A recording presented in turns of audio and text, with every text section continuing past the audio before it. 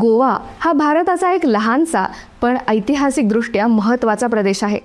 15व्या शतकात पोर्तुगीजांनी भारतात येऊन गोव्यात आपली वसाहत स्थापन केली आणि जवळपास 450 वर्ष गोव्यावर राज्य केलं. या काळात स्थानिक लोकांवर पोर्तुगीजांचं वर्चस्व राहिलं आणि तेथील संसाधनांचा त्यांनी मोठ्या प्रमाणावर वापर केला. पोर्तुगीजांनी गोव्याला जागतिक व्यापाराच्या दृष्टिकोनातून महत्त्वाचं बनवलं, पण या काळात स्थानिक लोकांना अनेक त्रास सहन करावे लागले. गोवा हे इतर भारतीय प्रदेशांपासून वेगळं होतं कारण ब्रिटिशांच्या ताब्यात नव्हतं आणि त्यामुळे भारताला 1947 मध्ये स्वातंत्र्य मिळाल्यानंतरही गोवा पोर्तुगीजांच्याच ताब्यात राहिला होता. नमस्कार मंडळी, तुमचं मनःपूर्वक स्वागत आहे. आज आपण भारताच्या इतिहासातील एक खास पण थोडक्याच लोकांना माहीत असलेला गोवा मुक्ती दिन या दिवसाविषयी माहिती जाणून घेणार आहोत. स्वातंत्र्याच्या 14 वर्षांनंतर म्हणजेच 19 डिसेंबर 1961 रोजी गोवा भारतात विलीन झाला आणि अखेर गुलामगिरीतून मुक्त झाला. स्वातंत्र्यानंतरही गोवा का पोर्तुगीजांच्या ताब्यात होता यामागं अनेक कारणं होती. पोर्तुगीज सरकारनं भारताचा भाग होण्यास स्पष्टपणे नकार दिला आणि आपल्या वसाहती सोडण्याचा कोणताही विचार केला नाही. त्यांना गोव्यातील आर्थिक महत्त्व चांगलंच माहीत होतं, त्यामुळे त्यांनी गोवा कायम आपल्याच ताब्यात ठेवण्याचा निर्धार केला. दुसरीकडे भारत सरकारनं गोवा परत मिळवण्यासाठी कूटनैतिक प्रयत्न आणि शांततापूर्ण संवाद सुरू केला, परंतु पोर्तुगीजांनी हे सर्व प्रयत्न नाकारले आणि तिथं आपलं वर्चस्व टिकवून ठेवलं.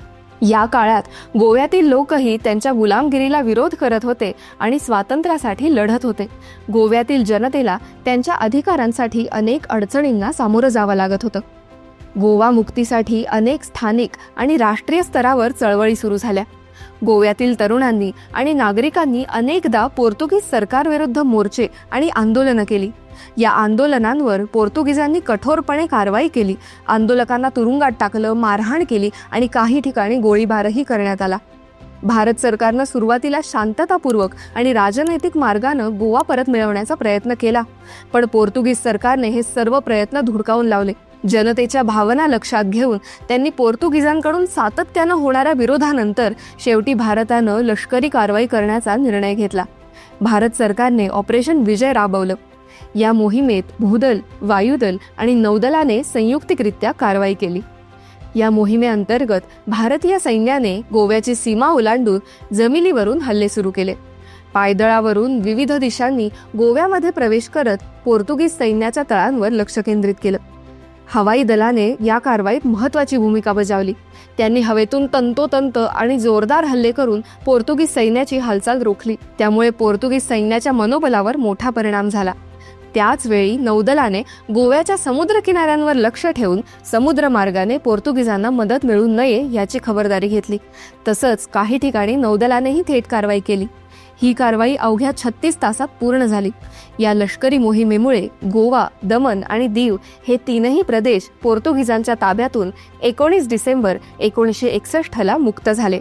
या कारवाईमुळे पोर्तुगीजांची गोव्यातली 450 वर्षांची राजवट संपली आणि गोव्याला अखेर स्वातंत्र्य मिळालं.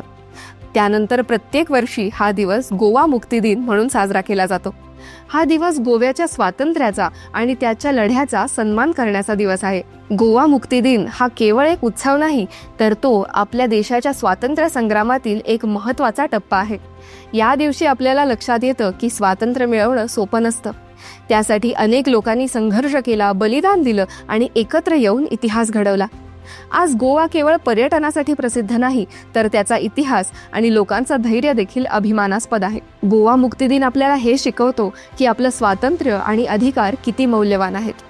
स्वातंत्र्यानंतरही गोवा 14 वर्ष पोर्तुगीजांच्या ताब्यात होता. यामागं मुख्य कारण होतं पोर्तुगीजांचा ठाम तगादा आणि भारत गोवा यांच्यातला राजनैतिक तणाव. मात्र स्थानिक लोकांचा संघर्ष आणि भारत सरकारच्या प्रयत्नांमुळे गोव्याला अखेर मुक्ती मिळाली. गोवा मुक्ती दिन आपल्याला या संघर्षाची आठवण करून देतो आणि देशाच्या अखंडतेचा अभिमान जागृत करतो. आपल्या स्वातंत्र्याचं महत्त्व समजून घेत आपण सदैव जागरूक राहायला हवं. तर मंडळी, आजच्या पुरतं एवढंच. आम्हाला आशा आहे की तुम्हाला आमचा हा पॉडकास्ट अवश्य आवडला असेल. आवडला असल्यास लाईक व शेअर करायला विसरू नका व खाली असलेल्या कमेंट बॉक्समध्ये आपले विचार व मत मांडण्यास अजिबात संकोच करू नका.